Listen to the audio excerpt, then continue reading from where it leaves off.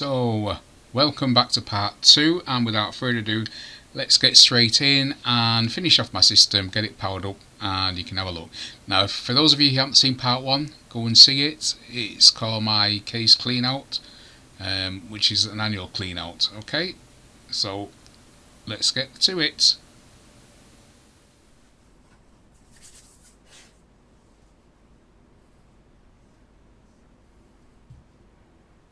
Okay, so we're back, and what's next?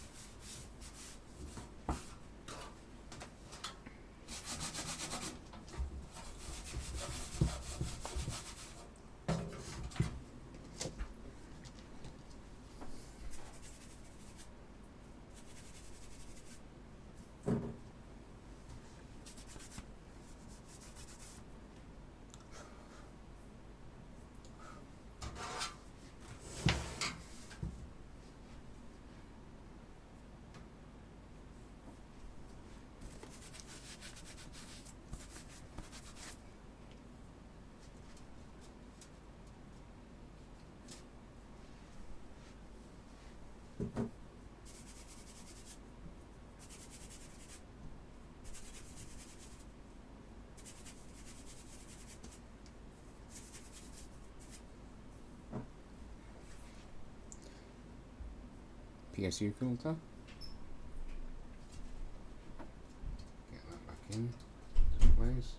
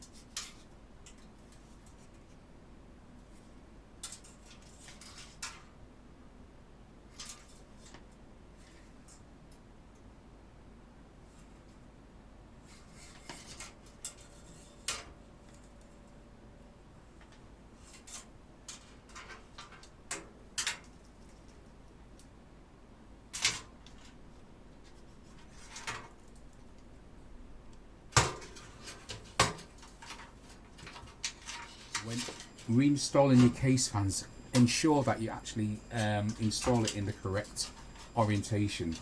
If you look at your fan, you see this front section here, everything turns, including this centre bit. See, I can turn that fan from the centre. Now this is the side air comes in, so in other words, the fan sucks the air in this way. And if you look on the back side, it's got what you call a fixed bracket. That's the back of the fan. That's also a centre plate. Now on some of these fans it's easy to detect because they'll have labels on them. Unfortunately these fans don't have labels, but as you can see here, this, if I spin this, these brackets don't move. Now that's the side that the air is coming in from. It's been pushed this way, so in other words the air's travelling this way, so the air travels through this way and out the back. So if you imagine that's the front of your case, then you want this side facing outwards. So that'll be the front of your case, that'll be installed this way. So this will be the inside of your case. So this will be on the front of your case. So when you look at the front of your case, that's what you'll see. And air's being pulled in through that way, and then through into the system. The case on the back of your fan, the fan on the back of your case needs to be that when you're looking through the case, you see this back plate, because then the air's been pulled out of the case. It's been pulled out of the case, so the air is moving that way. So the fan on your heat sink should also be facing the same direction. All your fans should be facing the same direction on your case, basically. So that's the fan on the front of your case, that faces that way, the same way. The fan on your heat sink, which is over your CPU, will face the same way, and the case at the back of your fan will face the same way. So basically what's happening is you're getting three fans in the same position, air's coming through that way, passing through, then it passes through the heat sink, and then it passes out through the back of the case. So the air moves in one direction. If you turn it around, if you turn one of them around the wrong way, the other way, then what happens is you're going to get air being pulled through one way, air being pulled through the other way, and you end up with a dead space in the centre of your case, and that's where your components start to maybe warm up.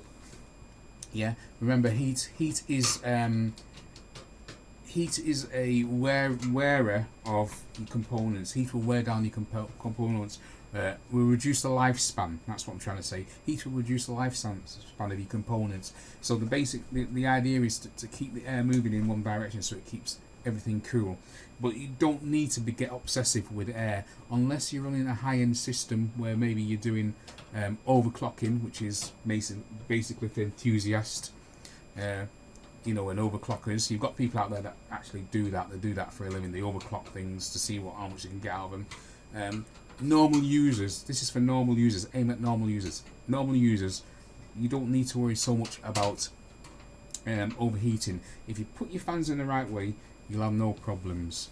You'll have no problems whatsoever. And unless you're running basically a high-end processor, which gets warm. Obviously, those of you that know about processors and all the rest of the things that's involved will know that obviously there's a third-party heatsink on it which will supply adequate cooling, or you use water cooling. But I'm talking about just normal people who knows absolutely nothing. They just see the PC, they turn it on. Maybe your fans fail and they want to replace it themselves. All you've got to remember: look how your fan came off. And put it back in the same orientation. But in case you forget, always remember the side where everything turns is the side that the air comes in from. So that'll be at your front of your case. We're pulling air in from outside, in through, and then out. This will be inside your case now, and then your fan at the back will be in the same sort of orientation, and then it'll come. The air will be sucked through by the fan through your heat sink, and then it will pulled out the case by your back fan. So basically you have all your fans in the same orientation. If you turn one the opposite way, then you're going to have air pushing against each other, and you can cause a dead space within your system where components can overheat. And the last thing you want, if you're running a graphics card which generates heat, as well as maybe say a high-end CPU, for those of you that have them, then obviously you can start getting things like random shutdowns and crashes, simply because why that happens is when the system overheats, The processor actually, modern processors, they actually do what's called throttling. Well, the throttle back and you see your program starts to run slow, or if it gets too hot to a critical state, it actually shuts the PC down while it cools down, and you can get random blue screening or shutdowns, and that can happen due to if you took your fans out for cleaning and you put back them incorrectly, all of a sudden you start getting problems and you think something wrong with your PC, and all it could be is that you put your fans in wrong and you're generating a dead space where heat is building up too much. That's actually causing your processor maybe to overheat, and it'll randomly shut down. But usually, in most cases, it won't. But what I'm saying is, there's pros and cons for everything. Those people that run high-end PCs with high-end graphic cards and CPUs know what I mean. But for the common user, yeah, providing you install them the right way, then you should have no problems. Yeah. So always remember that, yeah? So always look at your fan. Yeah, that's where air comes in, everything turns, so air's been sucked in through this way, and it's been exhaled through the back. So you have all three fans the same. So you have your front fan in that position, your fan on the heat sink in that position, and the rear fan in that position. So you get a total throughput one way like that. Yeah, you get a total throughput one way. Okay.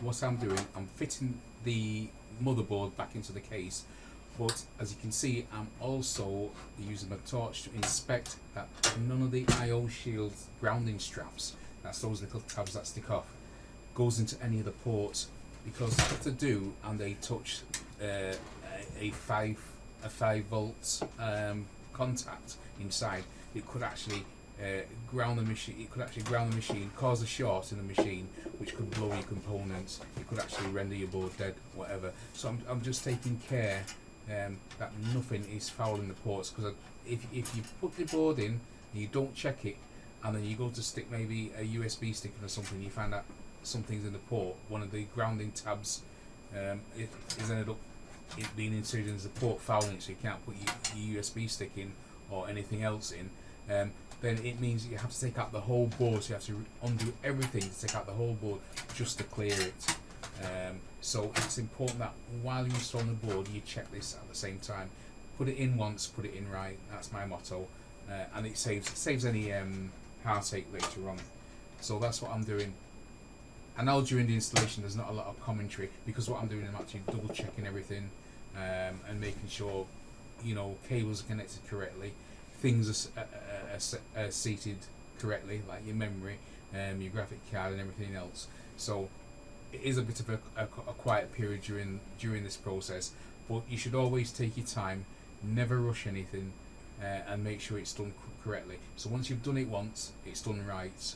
And always a good idea that when you're doing things like this and you're going to strip your system down for a deep clean, take photographs, take still photographs, or take videos on your mobile phone of what you're doing or parts that you're taking off. Especially when they're talking about the fans, the way they're orientated. Check the way they're orientated and the way the cables, especially if you've got front fans like you see in my case, how your cables run out, to make your cable management easier. Because if your cables come out any old sort of way, your cable management can be a nightmare. Don't forget your cable management at the back of the case can end up being important, especially with some cases, cheaper end cases. You don't get a lot of space behind that motherboard tray and the back panel for cable management. You might only get a little slot, so you've got to run things as best you can, orientate them the best way you can to make your life efficient.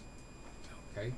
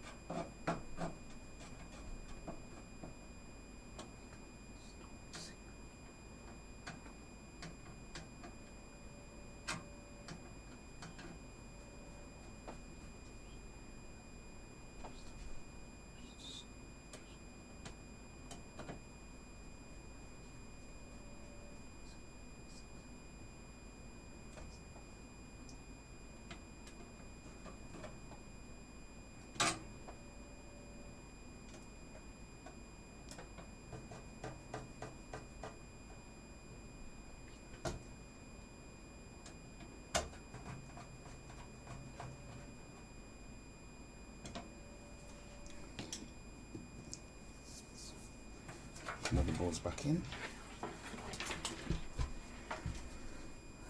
Here's it then.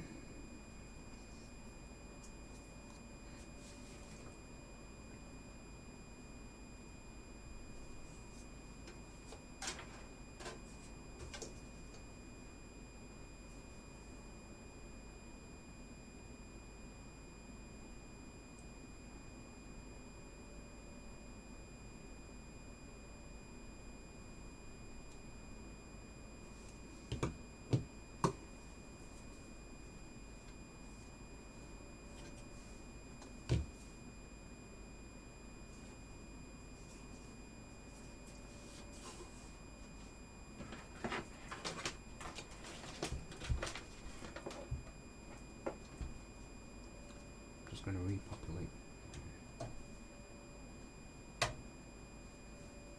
So the first two dims, I'll just undo it all. Put these first two dims.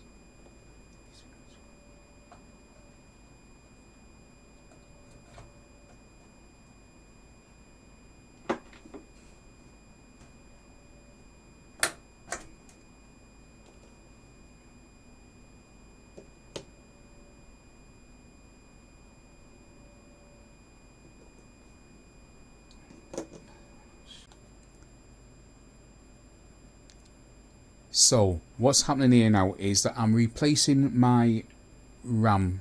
What I'm going to replace them back in the actual slots that they came out of. Now, in truth, it really doesn't matter.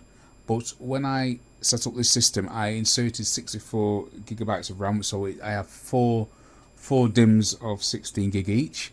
And on your motherboard, you will notice that there's 4 slots, and you will have grey slots. But for the sake of this demonstration, I'm doing it in green so you can see it. You'll have 2 slots like this. You'll have a grey slot, then maybe a black slot. So I'm using 2 different colours here.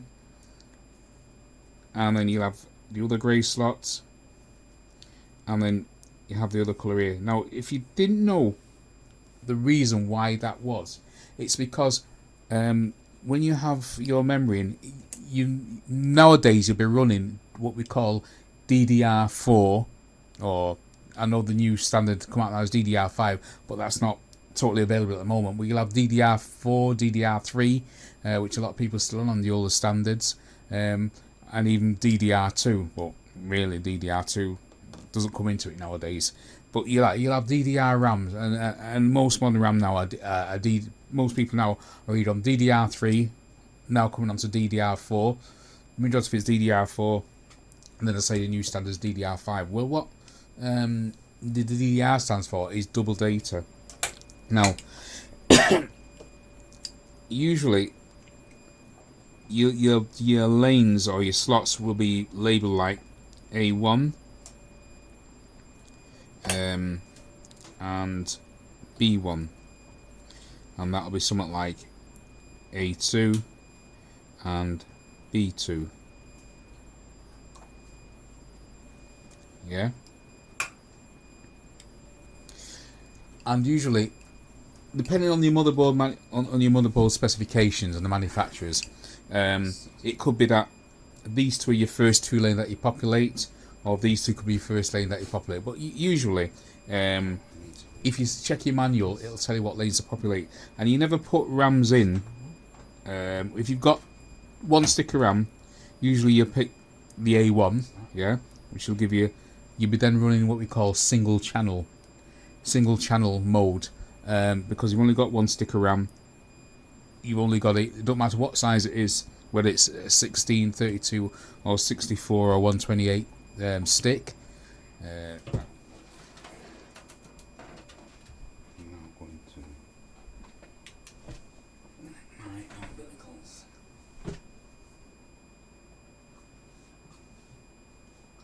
So I'm now going to collect the umbilicals. You don't need to see this, it's a boring job. See after the break.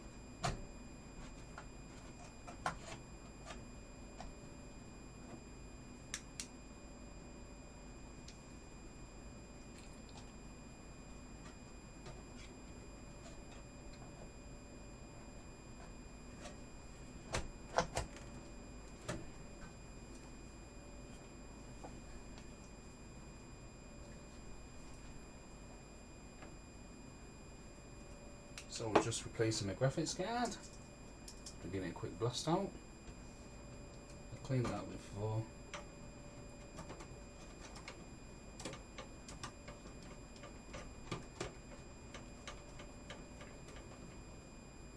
Okay, this is juice up card in.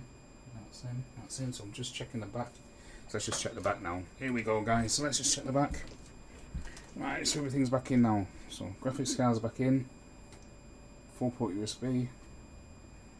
All the areas are blanked off.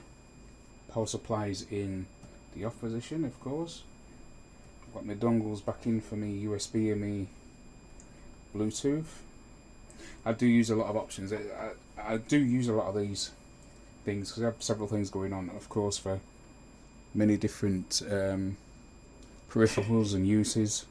So I need all these. So that one there is for my Bluetooth, and that one's for my mouse. My mouse, it's a wireless mouse. I use a wireless mouse but a wired keyboard. Simply because wired keyboards less latency and all the rest of it. Mouse is just used for clicks and right clicks and things. So I sometimes like to move the mouse out of the way while I'm using the keyboard. But obviously there are other things that I need to use the mouse for. So I have a wireless mouse. That reduces the amount of wires I've got running, cluster I've got running. Okay, so that's looking good. Got that back in. So I'm going to be ready now for a power up. Unfortunately, because I've not got my card back in yet. This Camlink card, it's a 4-port HDMI. It's got 4 HDMI inputs in, and that is actually going to be going on not this PC because this will be daily, but on my streamer, the one that's actually streaming this video right now. This is to go in that. That's so I can connect up my HDMI connections and also hook up to systems that I'm doing diagnostics on, so that you can actually see the diagnostics taking place on the system, rather than just a camera looking at the screen, because with the screen you get a lot of flickering and all the rest of it. But anyway, I'm digressing. Let's move on. So I'm not going to put the panels back on yet. What I'm going to do now is give this a quick fire up. So I'm going to put it over here on this table, which is over there. My handies here. There's a table behind here. It's actually where the front panel and the filter is for this. So I'm going to put it on that table and fire it up. But first, let's just sand back the front panel, the filter, and then I need to feed out this front. Feed the. Let's put this back in. There we go. That's correct. Okay, that's looking good. And now I need to reconnect up this front panels because it's got the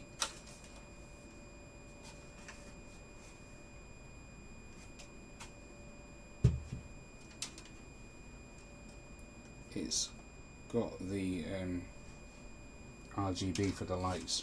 Because this front panel, the lights that you see running down, it's got an LED strip down there, and that's the lights you see running down. So that's the connector for it, which has got a voltage.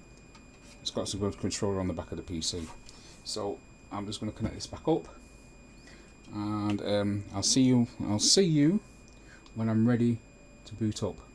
Okay, and then you can see what happens.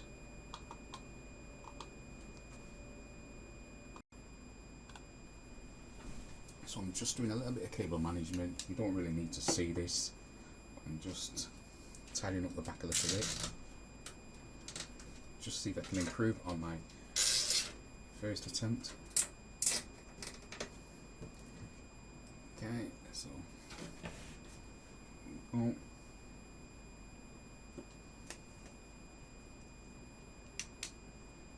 bit light on the subject.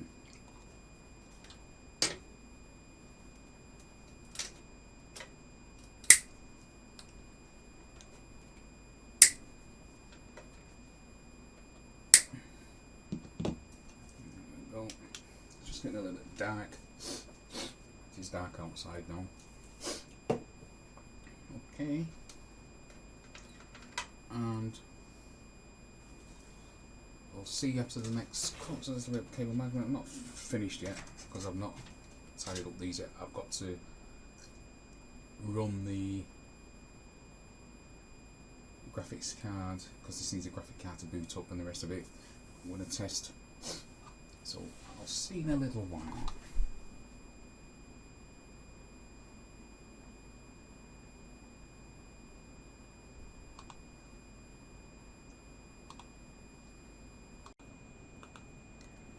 Okay, so I think I'm about ready now to fire this thing up. I'll just turn the power on at the back. Like I say, I'm not put the panels back on yet or anything. Just want to see, make sure it kicks up. So what you need to do is to watch this screen, because this screen is now connected to that PC. Well, it's connected to both PCs actually, but I'm actually reassigned this screen now back to this PC. So we're going to fire it up and see what happens if it fires up. There we go. There we go.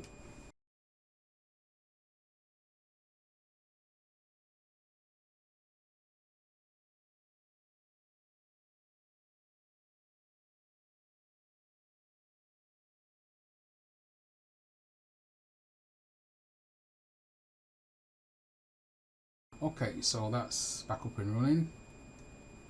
There's my beloved Millie. No longer with us, I'm afraid. She lives with me still. There she is.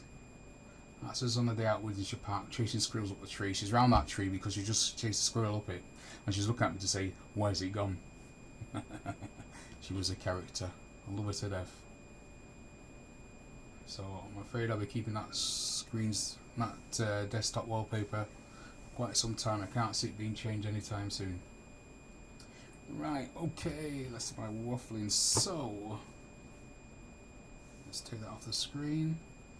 So everything looks okay, nice and quiet. So now I can go on now, finish off my cable management and put all the panels on. So that's back in business. Okay.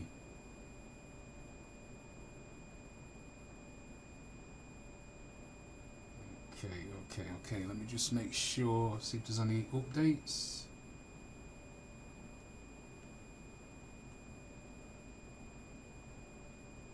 As you can see on my system there, it's telling that this PC is ready to run Windows 11, but I've still got Windows 10. There's no way I'm in any hurry to put Windows 11 on this. I actually got Windows 11 on my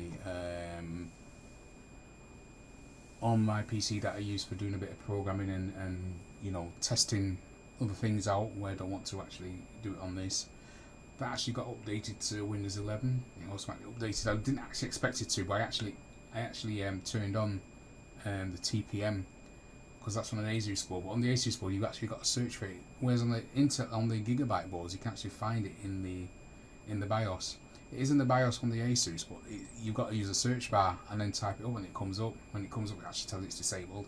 I enabled it, and the next thing I knew, Windows 11 installed itself on it. But saying that, it's actually such a clean system. There's actually nothing on it compared to these two systems where I've got a lot on it. And if you look at Windows 11, it says that some of your programs or features might not be compatible, or they may not get installed or whatever due to compatibility reasons. So it takes a longer time for it to upgrade to 11. But I'm in no rush for 11. I've got it on, as I say, on my programming PC, so I can experiment with it on there. So far, what I've seen, it's just 10 with a lot of stuff moved around, revised, and obviously they've added this TPM module thing to it, that security process to it. But apart from that, there's nothing really to shout about as such from what I can see. A lot of the options and menus have been sort of like grouped into on the different headings and such. Basically, so I'm just feeling my way around that, but I'm not been messing around with it as much as such. Anyway, that's that.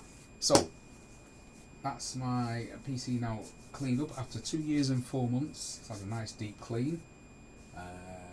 cleaning process, it's fairly straightforward. You just take care with your thing.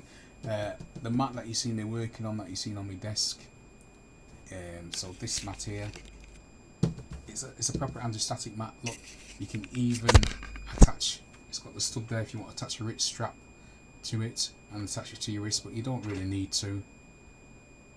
You don't really need to. If you handle the parts correctly, you have no need for it.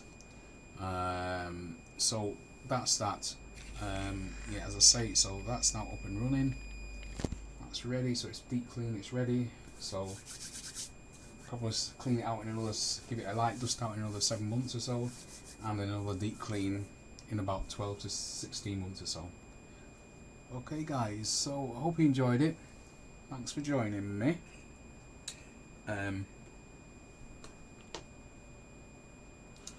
Let me just